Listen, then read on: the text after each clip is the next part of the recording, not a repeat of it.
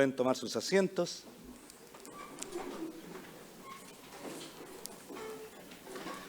Buenos días, un agrado saludarles. Gracias al Señor porque estamos aquí, podemos venir para alabar y glorificar el nombre de nuestro Señor. Y en este día especial, el culto de acción de gracias. Tenemos 2 cultos de acciones de gracias. Durante el año, el proyecto ya fue presentado, muchos de ustedes lo conocen. Y bueno, estamos en las manos del Señor. La iglesia siempre está en las manos del Señor. Y como iglesia tenemos un desafío. Como iglesia local tenemos un desafío. Y durante algunos minutos vamos a meditar sobre esto. Pero antes vamos a mirar un poco cómo fue el desafío que tuvo la iglesia primitiva, la iglesia del primer siglo. Así que bueno, comenzaremos. No pasó nada. Para el otro lado tampoco pasó nada. Algo nos pasa acá. Si podemos poner, muy bien. Vamos a leer en Hechos, capítulo 2, versos 41 al 47, que dice: Así que los que recibieron su palabra fueron bautizados. Pongan atención. Y se añadieron aquel día como 3.000 personas. Y perseveraban en la doctrina de los apóstoles, en la comunión unos con otros, en el partimiento del pan y en las oraciones. Y sobrevino temor a toda persona, y muchas maravillas y señales eran hechas por los apóstoles. Todos los que habían creído estaban juntos y tenían en común todas las cosas. Vendían sus propiedades, sus bienes, los repartían a todos según la necesidad de cada uno. Y perseverando unánimes cada día en el templo y partiendo el pan en las casas, comían juntos con alegría y sencillez de corazón, alabando a Dios y teniendo favor con todo el pueblo. Y el Señor añadía cada día a la iglesia los que habían de ser salvos. Interesante mirar los desafíos que tuvo esta iglesia del primer siglo. El Señor ha dejado la iglesia, se ha ido, ha prometido sí que va a venir el Espíritu Santo, que esperen al Espíritu Santo, que vendrá para acompañar a la iglesia. Y miremos un poco el contexto en el que estamos. Estamos en un imperio romano que ha dominado el mundo. Es un mundo globalizado. Nosotros creemos que hoy tenemos una aldea global, pero en esa época el mundo era globalizado. El mundo conocido, obviamente, del Imperio Romano. Pero era un mundo globalizado. Y este Imperio Romano había dominado sobre todo los países, las regiones, los pueblos, y se había impuesto. Y él era un conquistador. El Imperio Romano era un imperio conquistador. Bueno, y él había puesto gobernadores en cada una de las zonas que respondían al imperio y cobraban tributos, obviamente. El Imperio Romano había subyugado a los pueblos. Era permisivo en el tema religioso, les permitía que mantuvieran su religiosidad. Y por eso los judíos mantenían su religiosidad. Pero tenían que pagar impuestos, los tributos. Y además estaban gobernados por el imperio. Y esa era la realidad de ellos en ese momento. Este mundo globalizado, un mundo pagano. Pagano en el sentido que tiene la antigüedad. Hoy día no usamos mucho esta palabra de pagano. Lo se escucha en la iglesia nomás, creo yo, ¿no? Tenemos otras connotaciones para el mundo moderno. Era un mundo lleno de ideas religiosas muy diferentes. Los griegos, los romanos tenían sus dioses y otros pueblos, cada uno su idea, ¿no? Pero también era un mundo de comercio libre. No existía eso de que estaban todos ahí con la frontera, ¿cómo se llama?, protegidas para proteger la producción del país. No existía eso, era un comercio libre. Iban y venían y comerciaban por todos lados. Religiosidad libre. y el imperio comenzó a poner sus leyes, ¿no? Dentro de todo su imperio, todas las leyes romanas. Gran parte de estas cosas son parecidas en nuestro tiempo, ¿no?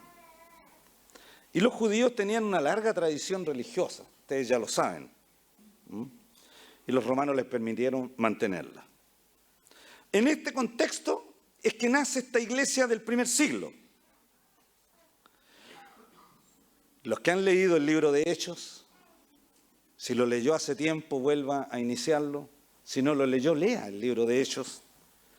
Nos va contando esta historia, cómo nace esta iglesia cristiana. Los 120 que están ahí en el aposento alto esperando, ¿no es cierto?, la llegada del Espíritu Santo que viene.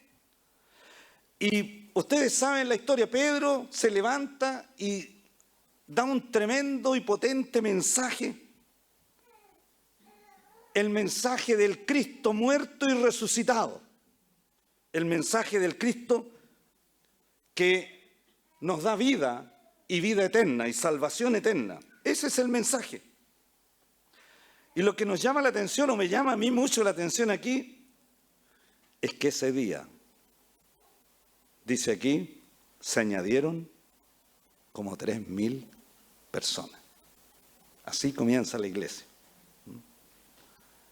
Se añadieron como 3.000 personas.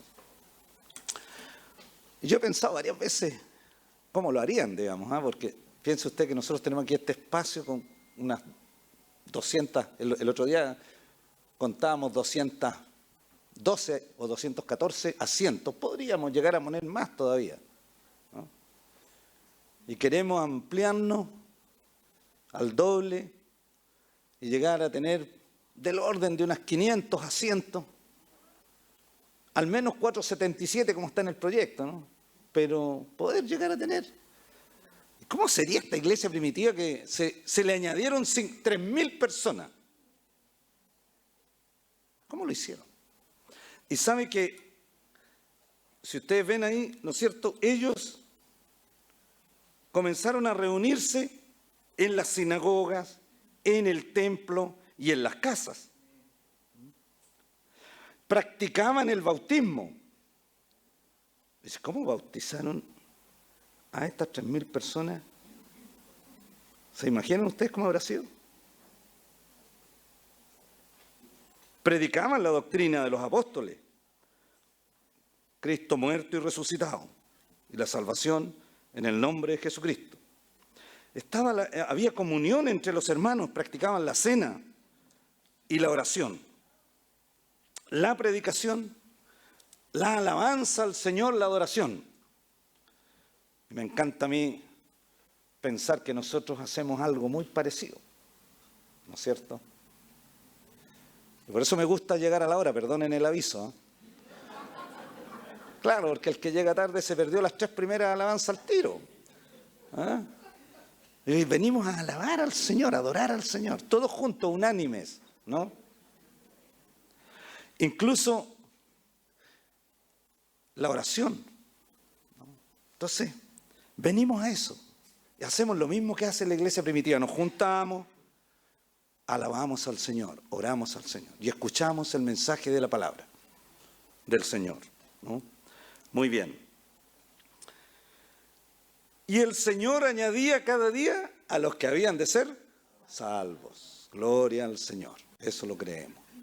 Gracias al Señor que también en nuestra iglesia el Señor trae cada día a los que habían de ser salvos. Pero esta iglesia del primer siglo tuvo un desafío muy tremendo, todos ustedes lo saben, que fue la persecución. Los primeros que comenzaron a perseguir no fueron los romanos, fueron los judíos. A ver si avanzamos ahora. Parece que esto no está funcionando, así que avancemos. Gracias. Bueno, ahí vamos a leer en Hechos 4, 1 al 4, dice que Pedro y Juan fueron llevados ante el concilio. Solo quiero destacar algunas cosas. Hablando ellos al pueblo, vinieron sobre los sacerdotes, sobre ellos los sacerdotes con el jefe de la guardia del templo y los saduceos. No dice el fariseo, qué interesante. Porque están resentidos. ¿Y por qué estaban resentidos? no es que esta era una religión nueva de los griegos o de otro lado. Estos eran los mismos judíos. Y predicaban la resurrección de Jesucristo. Mire. Y por eso, y dice, resentido de que enseñasen al pueblo y anunciasen en Jesús la resurrección de los muertos. Eso les molestaba mucho a los saduceos. Le echaron mano, los pusieron en la cárcel hasta el día siguiente porque ya era tarde. Pero muchos de los que habían oído la palabra creyeron. Aquí hay una historia antes que es cuando Pedro y Juan, ¿no es cierto?, sanan un cojo. Y entonces nuevamente entregan la palabra.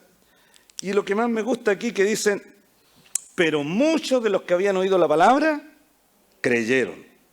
Y el número de los varones era como 5.000.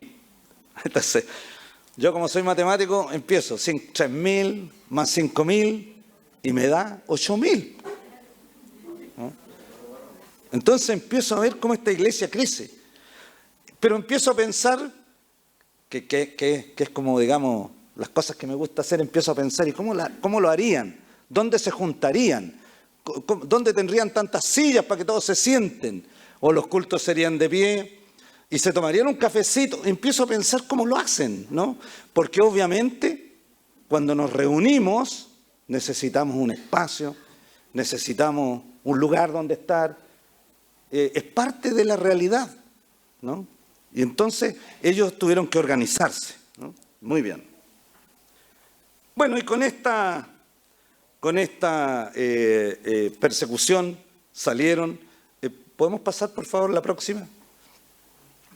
Salieron ellos predicando y cumpliendo la gran comisión que el Señor les había encomendado, ¿no?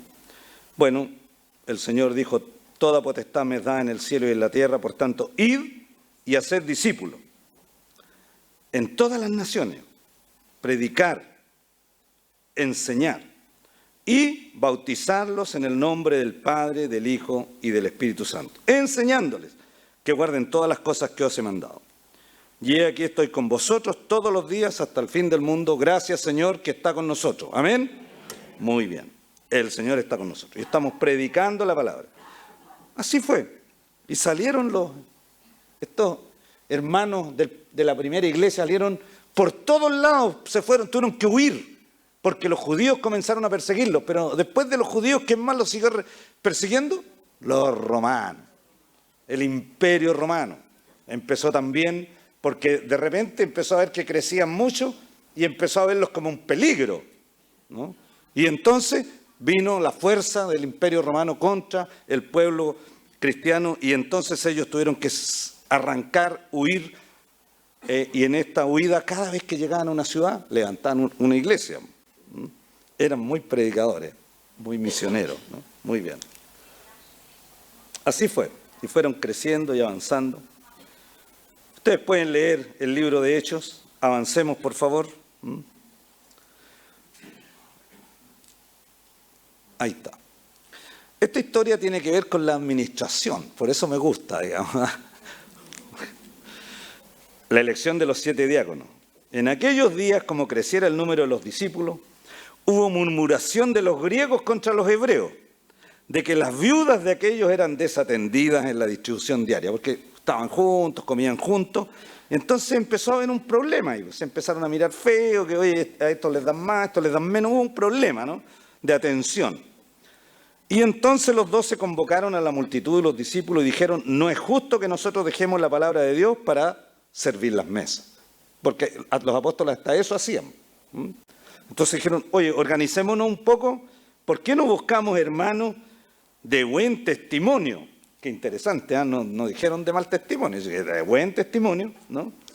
Llenos del Espíritu Santo y de sabiduría, a quienes encarguemos de este trabajo. Aquí nacen los diáconos, las diaconisas, prestando distintas tareas dentro de la obra del Señor.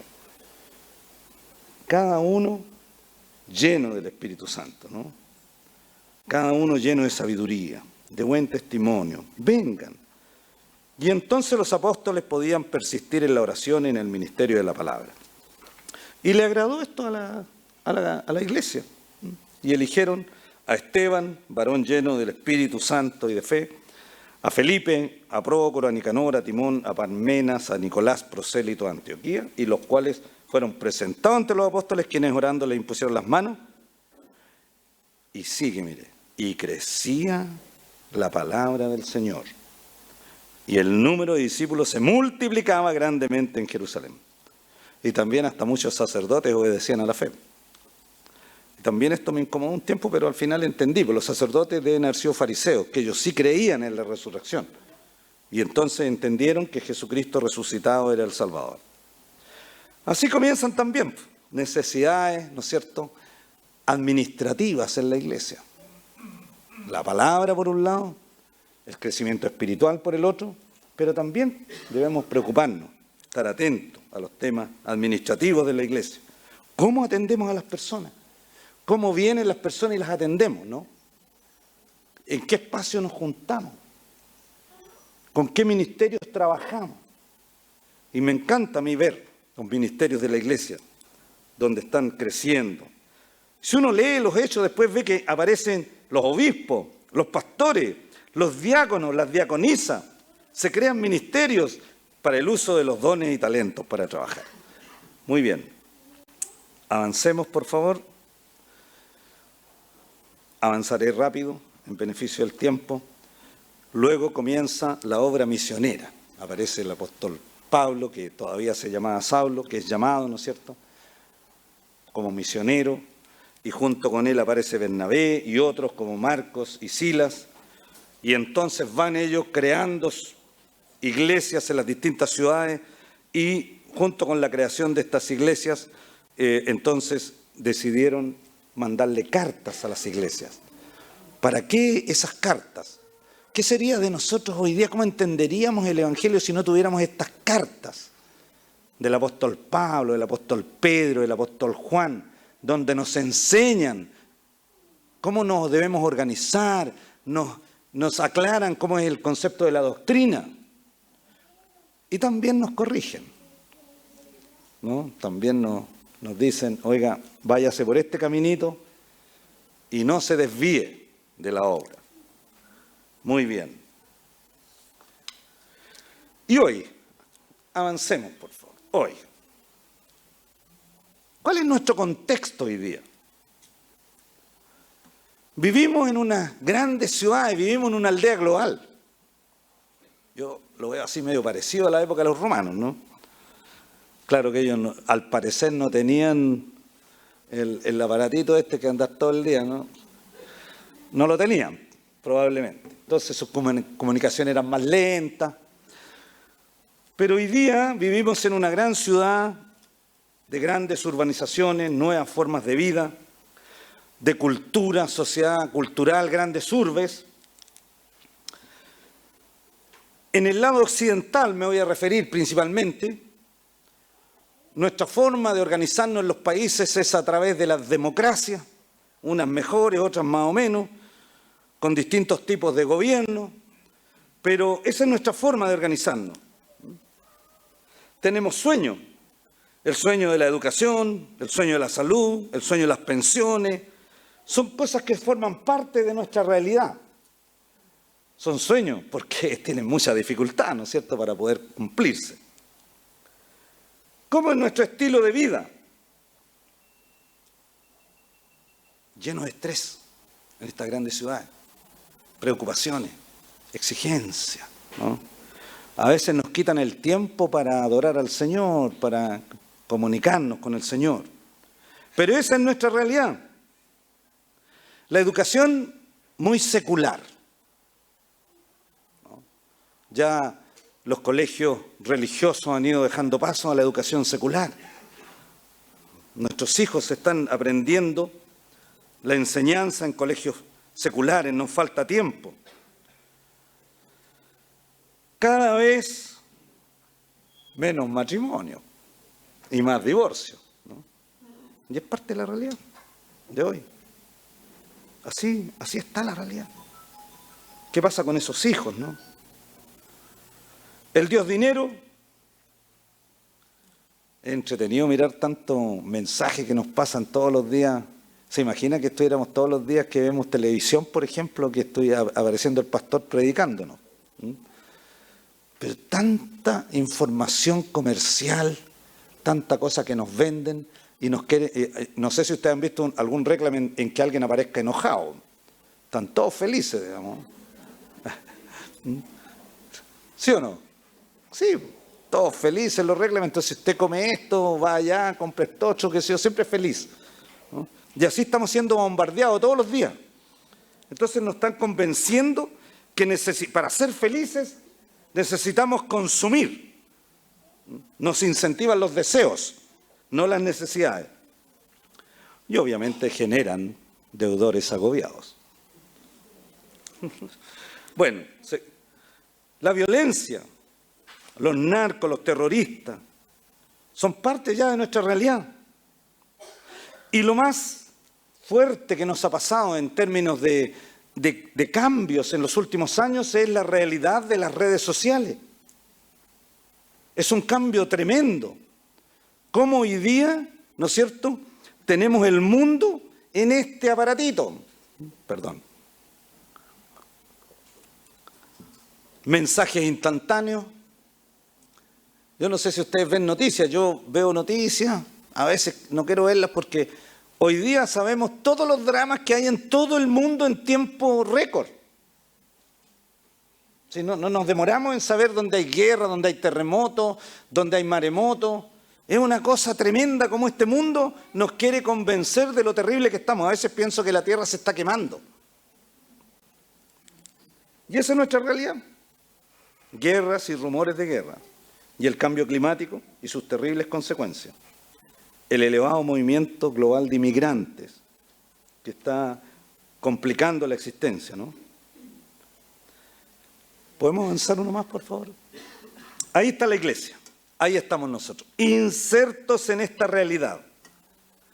Nosotros, queridos, queridas, formamos parte de la sociedad. Somos parte de la sociedad, no solo como individuos, como familia, sino también como iglesia, ¿no? Somos parte de la sociedad. Como cristianos, hay iglesias de diferentes tipos. Estamos bastante disgregados los evangélicos, estamos los de la Alianza, los bautistas, pentecostales, etcétera, ¿no? Tenemos un norte, sí, que es que creemos en Cristo Jesús, nuestro Señor como Salvador y Señor. Y lo demás, bueno, son expresiones o son formas. Hay muchas ramas que son abiertamente fuera de la base bíblica, aunque dicen ser cristianos. Está la Iglesia Católica, muy importante dentro del mundo occidental, pero como que viene en baja muy fuerte, ¿no? En crisis. Mucha gente que hace 10, 15 años se declaraba católica, hoy día ya no se declara católico, se declara no creyente, digamos, o ateo. Y dentro de nuestra realidad como cristianos, también yo diría que nos están faltando pastores. En nuestras iglesias hay falta de pastores que tienen que prepararse para el ministerio. Como modernidad, ¿qué debemos incorporar en la iglesia? ¿Qué no debemos incorporar en la iglesia? Son dudas que hoy día tenemos, ¿no? Son medias existenciales y forman parte de los desafíos que tenemos. ¿Cómo vivimos la fe hoy?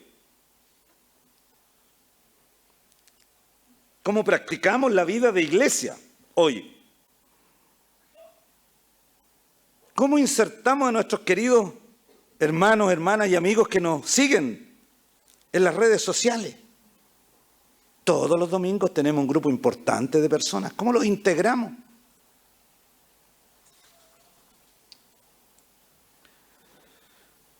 Hay un teólogo ahí, se ve con letra bastante pequeña, pero este teólogo alemán, José Uter, dice, cuando le preguntaron sobre los desafíos de la iglesia hoy, y dijo, cuando pienso en lo que son los problemas más profundos y fuertes de la iglesia, piensa en tres cosas.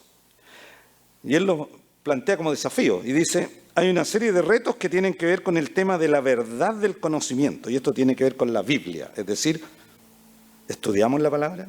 Eso es bien interesante, ¿eh? Porque ahora nos llegan los versículos, y todos los días nos llega el versículo, pero nos llegan como 5 versículos. Entonces, de repente uno dice, estoy estudiando la Biblia porque leo los 5 versículos todos los días, ¿no? Hay un reto con estudiar la palabra del Señor. Hay otro reto, dice él, que tiene que ver con la fe y nuestra relación con el Señor. ¿Cómo vivo mi relación con el Señor?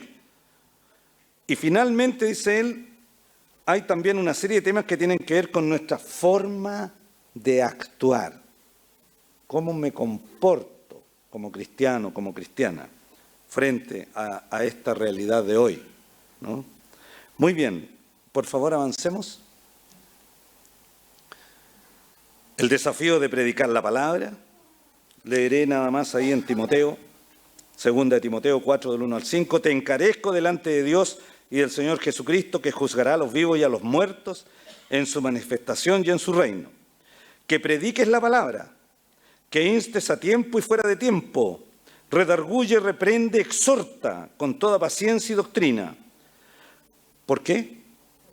Porque vendrá tiempo cuando no sufrirán la sana doctrina, sino que teniendo comezón de oír. Yo creo que hoy la gente tiene mucha necesidad de oír y se van detrás de todos aquellos que le den un discurso, ¿no? Mucha gente sigue a las personas que hablan y hacen discursos, ¿no?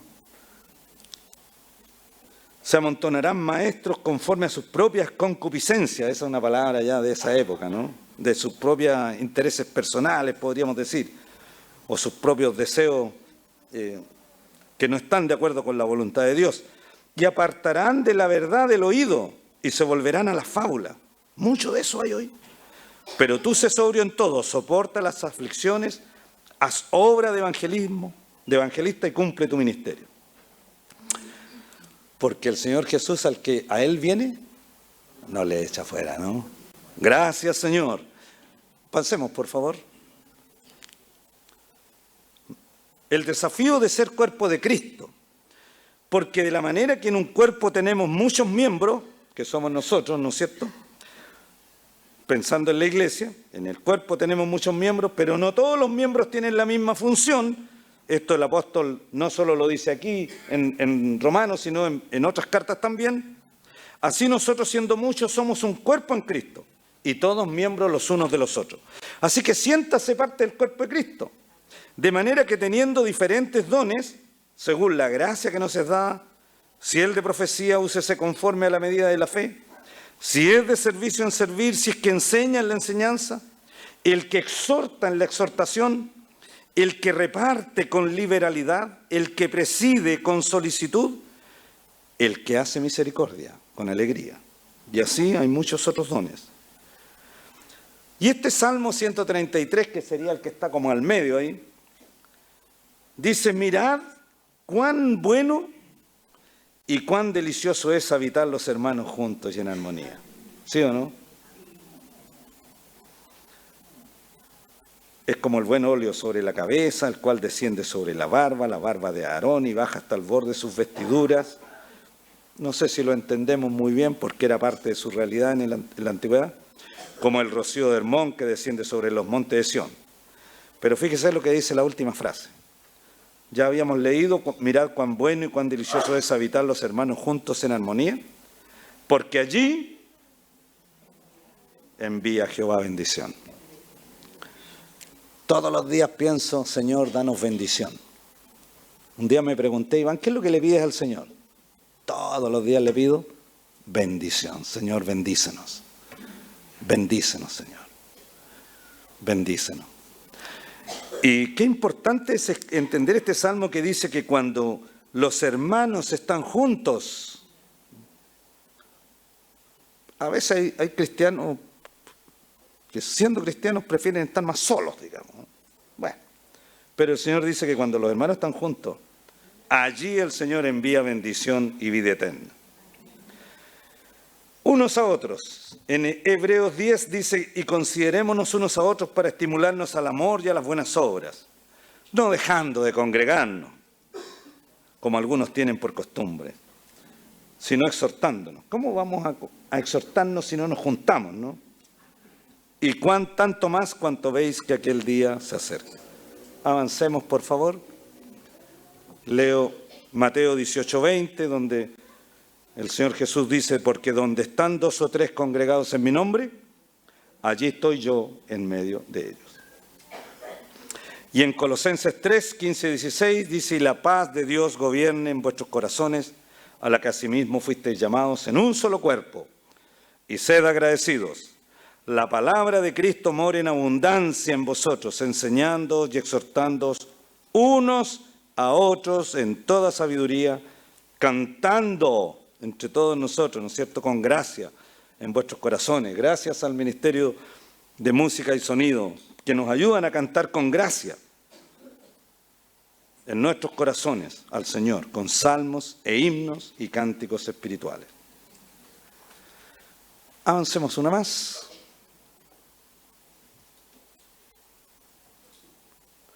¿Y cuál es el desafío entonces nuestro acá?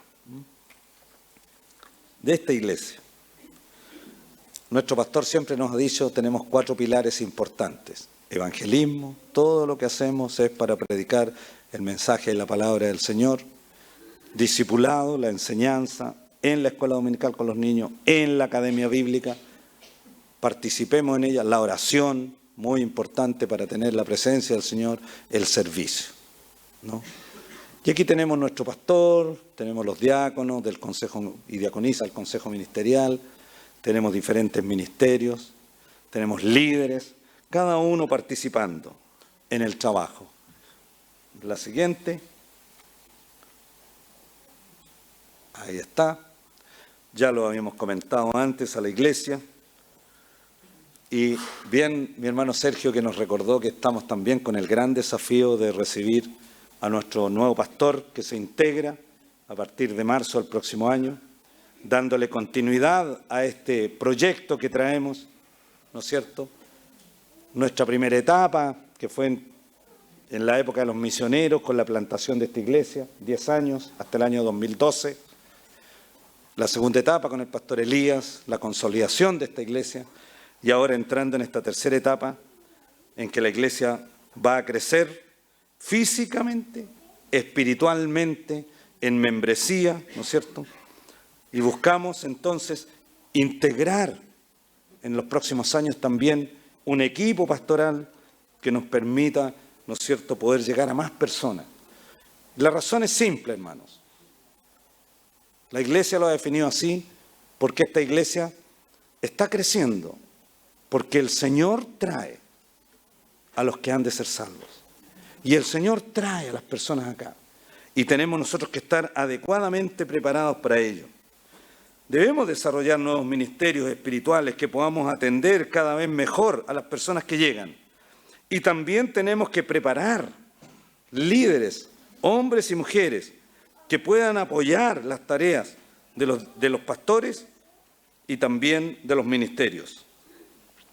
Bueno, y naturalmente que eso nos obliga, ya la iglesia lo pensó hace unos años atrás, nos obliga a proyectarnos físicamente y crecer. Y por eso es que venimos desarrollando este proyecto. Así que el último slide, por favor, solo para recordarles nuestro proyecto espiritual.